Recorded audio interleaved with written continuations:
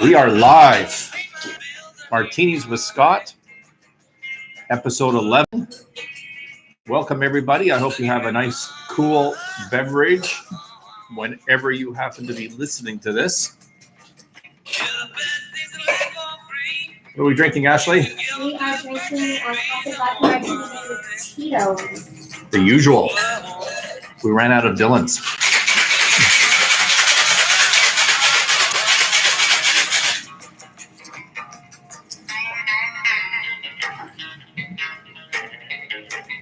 Hi, Olga. Olga's saying hi there. Cheers, everyone.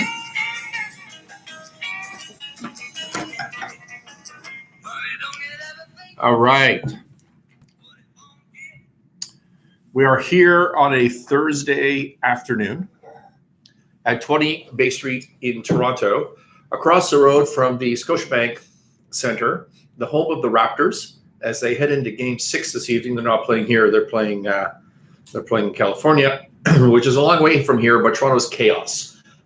So as a result, I can tell you that I'm normally here about half an hour before we record, and I go over my notes and make sure I have something intelligent to say, or at least orderly. And that didn't happen today, Ashley. I walked in about a minute before we were to go live because the Uber took forever. So we'll see how this goes.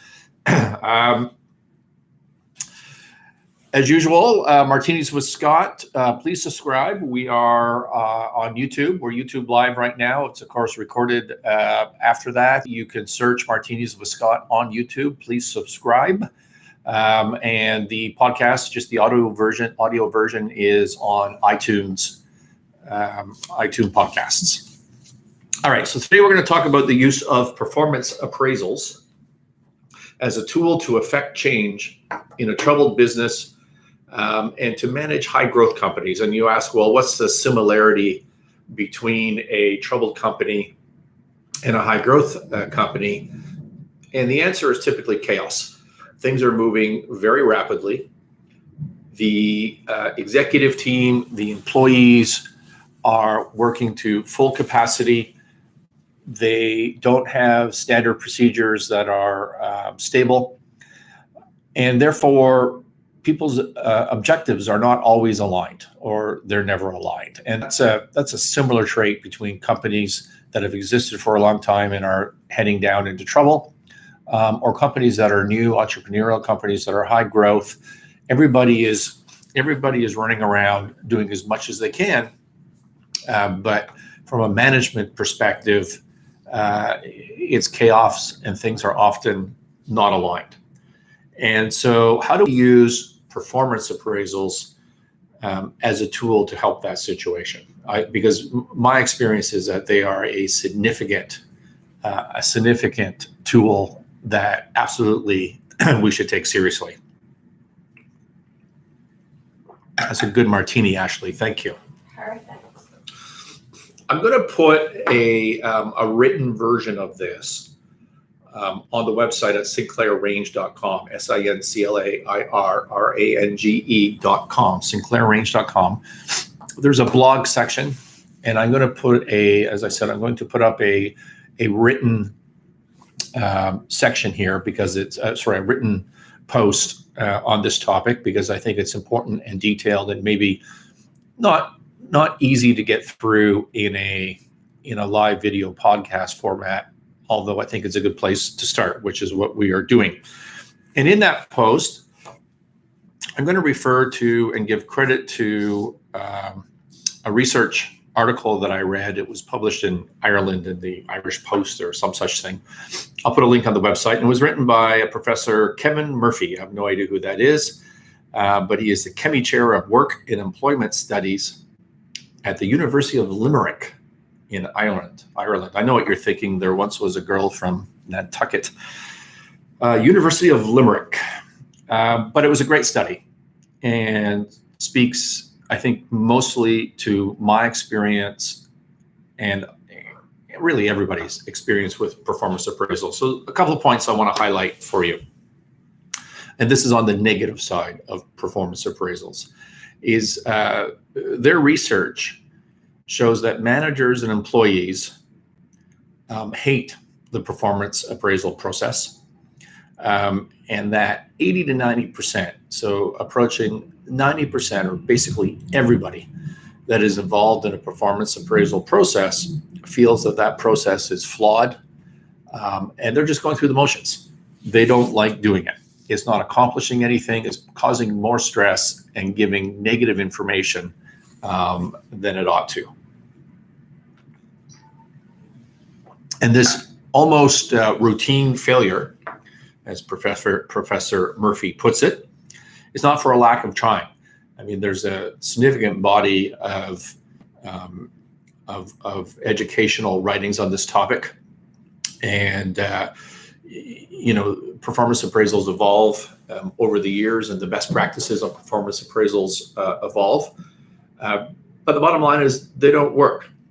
And the conclusion of this research, or actually let's start with the symptom of that, or the result of that, is he references organizations like Deloitte and Adobe and Accenture, so some significant companies that have either completely abandoned performance appraisals or have radically simplified their performance appraisals.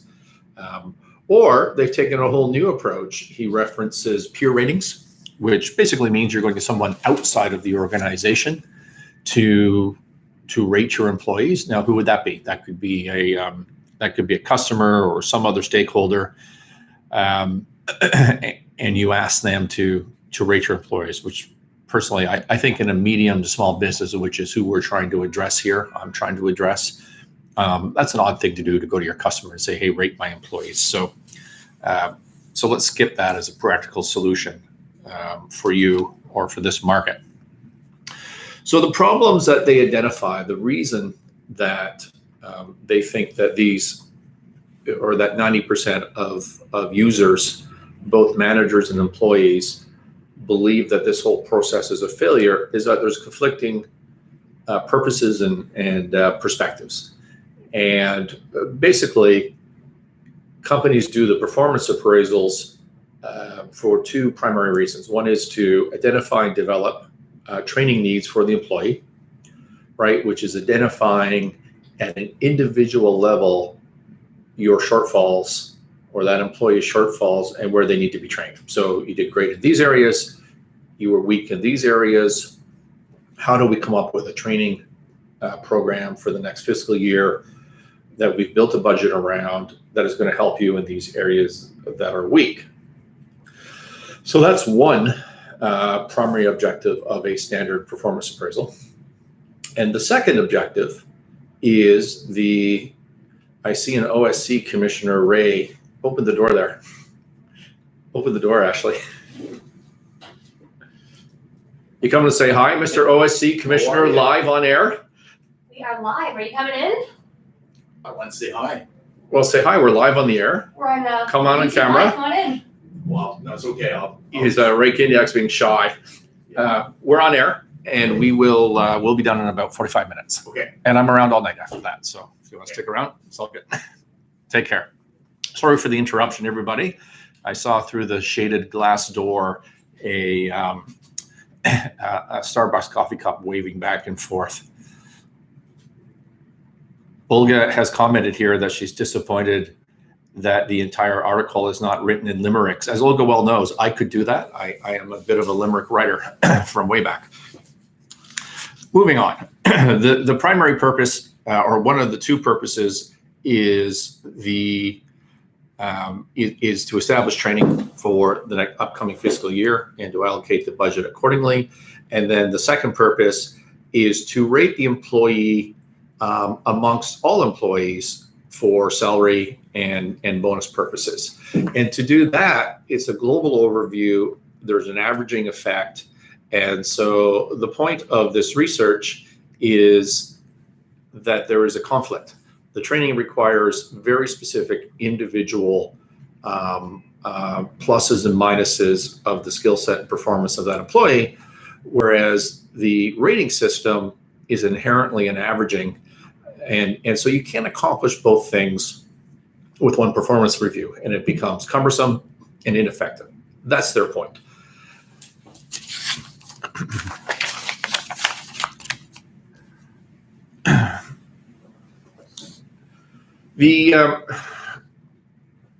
One of the other interesting things I thought of this study was the idea that universally, everyone rates their own performance higher than their peers. And they rate their own performance higher than an external party might rate their performance. And this is a psychological process. For example, maintaining a self-image and differences in the way that our own brains process information and opinions about ourselves versus the outside world. So in most appraisal processes, I have found that there's a section where the employee self-rates. And 100% of the time, I see a disconnect between what the employee says and what the management team thinks of that employee's performance.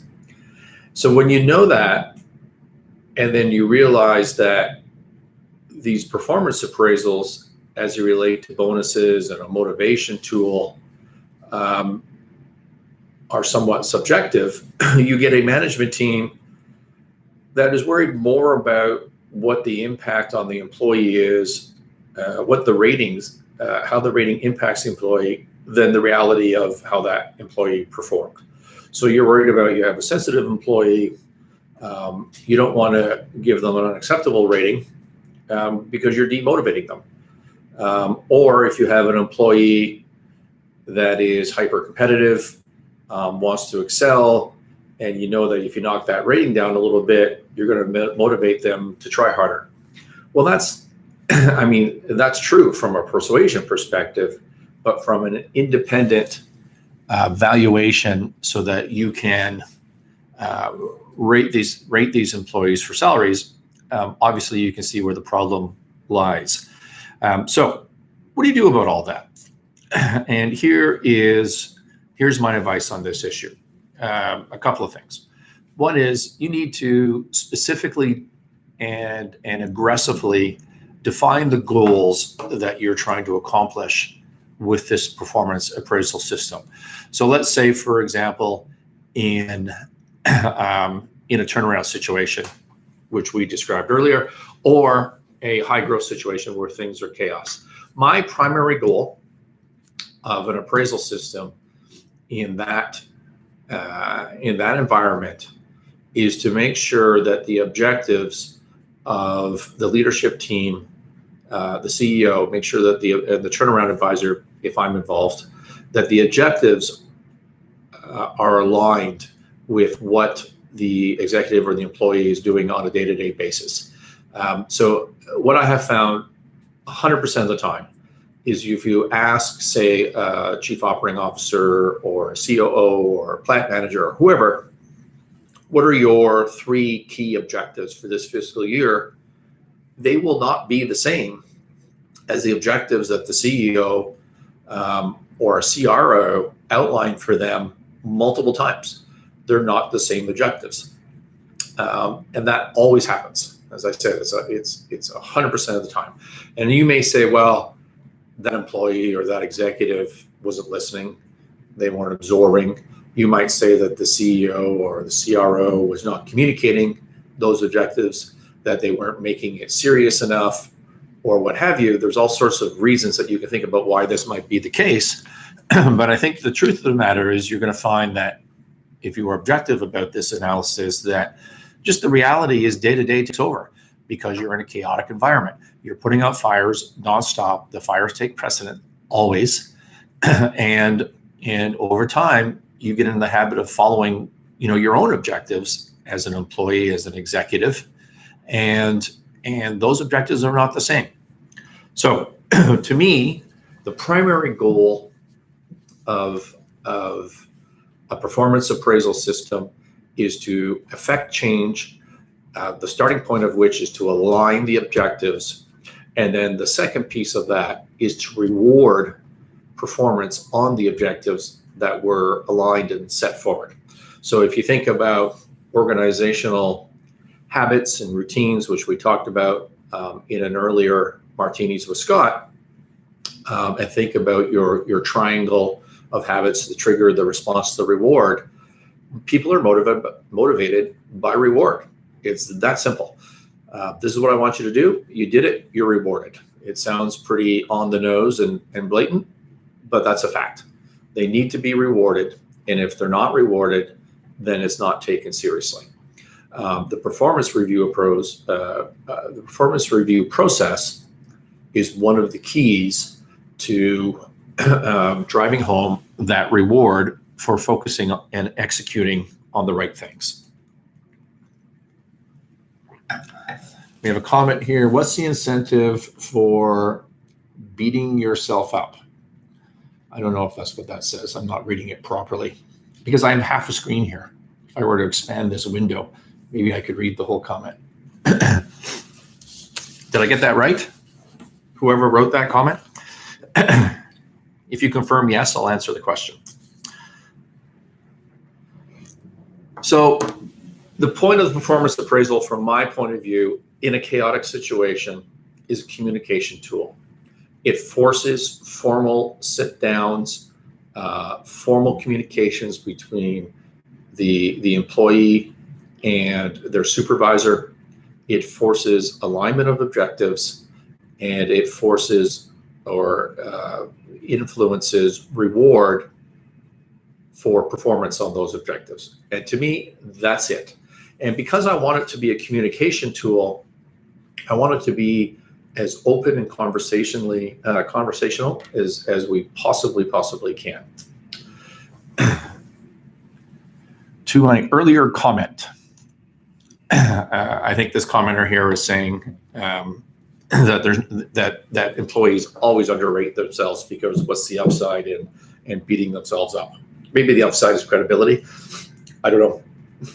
But there's a disconnect always between what employers or what supervisors, how they rate their employees and how employees rate themselves. So let's discuss the system that I like to use to drive change. And again, to repeat myself, it's for open communications and alignment of goals and reward. And this is a template for performance appraisals that I created a long time ago. It's worked quite well in chaotic situations, and it's not perfect for every situation. This is a key that you need to think about on performance appraisals, is that you need to be flexible. People think, well, you create this long checklist, performance appraisal type system where there's 100 questions and multiple pages, and the employee takes off acceptable, not acceptable. Is that thunder? Yeah, it was thunder.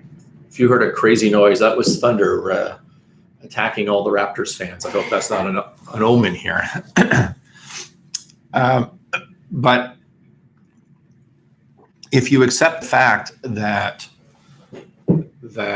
performance appraisals to be effective need to be hyper-focused on the goals, which for me, again, are communication, alignment of objectives, and reward, then you also need to accept that organizations change over time. The needs of organizations change over time. The persuasion that you're trying to get your employees engaged in changes over time, and therefore your appraisal system needs to change over time. So this is not cast in stone. It's something that I have found really useful in turnarounds and high growth situations. So I'm going to, on the website, sinclairrange.com, I'm going to write this out, not in whole, but I'm going to talk about it in writing so that you can download that if you want and get some more information and details on it. And I would even suggest to you, if you want to email me, go to the sinclairrange.com site. You can find me on there, or you can email Ashley somewhere. Her email contact is. I don't know where that is, but you'll figure it out. Or just email me, and I'm happy to send you a copy of this. Like, we could just take the letterhead information off and make it generic, and you can steal it. I have no problem with that. I wrote this a long time ago, and it is quite possible I stole it from Jack Welch. I honestly don't remember, but I may have done that for full disclosure. All right, so what is the system we use? This is an annual review with quarterly updates. Annual in the sense that we create goals, or objectives, which we'll talk about in a minute. But then we do quarterly updates on those goals. Why is that important? It's important because this is about communication, it's about alignment of goals, and it's about telling employees whether they're on track or they're off track. And so, for example, we are in a company right now, I am at a company right now going through this process. We're about 6 months in, so call it a Q2 review. And it's a chaotic situation, which is going, we're doing outstanding on the turnaround of this. I think it's been a really successful process. But the objectives, the goals of my reports are not aligned. They're just different. They've made them up from what I have suggested, and I don't say that as a negative thing. Again, the events of the day take over, and employees and even executives, seasoned professionals, develop their own goals as a result of that, and that's what they recite back to you in this process. So you don't want to wait a whole year to fix that. You need to get in front of them. I mean, if it's a real problem, you can do it monthly. This is set up to quarterly. And of course, this ties into rewards, which are salary reviews and bonuses. If you're in a troubled company or you're in a high growth situation, don't talk about salary increases. It doesn't make any sense to have a cost of living increase or a $5,000 raise. Just leave it flat. The base pay should be flat, and go aggressive on bonuses. If you meet your objectives, if you meet your goals through this transitionary period, and every transitionary period should be 6 months, 3 years, whatever the target is, drive performance through bonuses, have the bonuses tied to this process.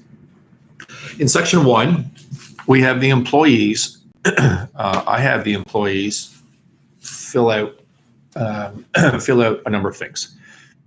And this is a simple process. It's 4 pages. I tell employees, you write this out, it'll take you 5 minutes, 10 minutes.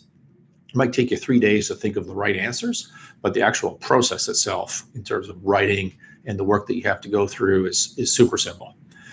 So in part 1, which is called for completion by the employee, we have first a confirmation of duties. And this is as simple as is your job description still accurate, and what is your job description? Because again, in a chaotic environment, things change and they take a life of their own. And it's interesting to me how often employees have evolved their own job description, which is not at all in line with what owners and presidents thought their job description was supposed to be. And it doesn't mean the employee is wrong. I mean, they may absolutely be right. That may be their de facto job. But it's important that everybody understands that. And so we just ask you to write down, what's your job description? Part 2 of section 1, so still in the employees, is your whatever your fiscal year is goal. So looking forward, so we're in 2019. So in the beginning of late 2018 or early 2019, we would write down some goals with this employee, and the goals are divided into annual goals and maintenance goals. So what are those? So let's pretend you're a CFO. A CFO's maintenance goals would be the everyday highlights from the job description. So you got your monthly financial reporting package out and on time. You got your annual audited statements out, done, and on time. Everything's reconciled. Whatever else your sort of day-to-day major part of your job is, that would be a maintenance goal. And they don't change that much over time. Your annual goal, again, let's think back to our chaotic environment. Your annual goal is the things that need to be done to fix that chaos and to help this company transition. Like For example, if you're CFO, you have a bunch of excess inventory. I'm just making up an example. And your inventory is not recorded properly. Or your BOMs in a manufacturing, your bill of materials in a manufacturing, maybe are out of date or are not costed, or your internal controls aren't documented properly. These are important things. Once they're fixed, they become maintenance. The maintenance is to make sure your internal controls are followed. But if you don't have internal controls, that would be an annual goal. So you set forward a couple of reasonable, or 3 or 4 reasonable annual goals, and that's what those are versus maintenance goals. So the employee writes those down. Why does the employee write those down? Because what happens over time, really quickly, is those goals change in the employee's mind, and they didn't change in their supervisor's minds. And this is this whole alignment of goals that we can talk about. So then it says underneath where you list your goals, it says, in your opinion, did you complete these goals? And in an interim review, are you completing these goals? And if not, why not? So there's an opportunity to say, well, else took over, and that may be fair. And then lastly, you have a self-evaluation, which is, what do you want to tell me about your performance with respect to these goals, and your performance with third parties, with your team members, with external visitors and clients, etc. And so that's what the employees do, and they go first. And so this is not really a self-rating. It's not I met expectations, I exceeded expectations, I'm awesome, whatever the answer is going to be. It focuses largely on alignment of goals, whether you met them, and if you didn't, what circumstances took over that caused you to not be able to meet those goals. Section 2 is the completion by a reviewer, where really the reviewer just goes through section by section and comments on that. Do you agree with the employee? Is the job description accurate? Are the goals accurate and agreed to? Is the employee meeting those goals? So that's a section. And then we come down into the actual rating section last. To eat one of my olives here for those of you on the podcast.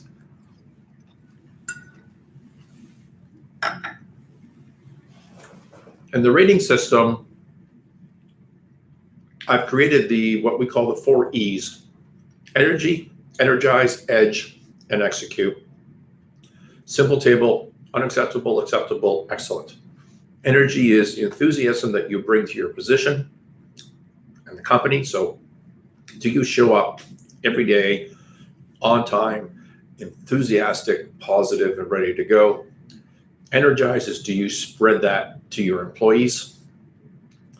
Sorry, not to your employees, but to your teammates, to your subordinates. Do you show leadership and energize the rest of the team? Edge is your ability to make decisions and to support those decisions. And execute is your ability to deliver on the goals. And then those are your 4 E's. And then the 5th piece of the rating system is goal completion. And so these 4 E's I have found really interesting because they're really open-ended. They encourage discussion. It's only unacceptable, acceptable, or excellent. So you get to put comments in. You get to have a conversation with your employee and your team, and you get to say, I thought my enthusiasm and energy was excellent and contagious, and you can bring up other points against that. And to me, you need to, as a manager and a business owner, strongly get away from this idea that excellence is normal and everything below excellence is unacceptable. The view that I tell clients is that, and that we use in our companies where this is relevant, is that you're paid to be acceptable, right? Acceptable is a pretty high bar, and you're paid to do that. Excellence is where you've gone over and beyond. It should be very hard to accomplish, and unacceptable, we have troubles that we need to talk about and fix that. So that's the rating system. And then the rest of this is kind of administrative. And it does, bring in a training component of this. Do you think you need help in any way to accomplish your goals? So again, I know that's pretty detailed for a video and a podcast, but I'm going to put a summary of that on the website, on the post. You can go check it out.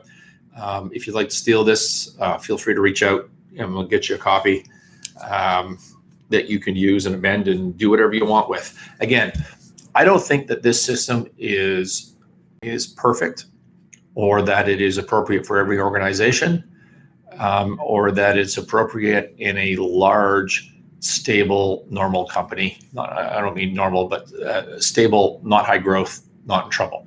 But in mid-market, smaller businesses, entrepreneurial businesses, where you need to affect change, where you need to get your arms around a chaotic situation, I have found this to be gold.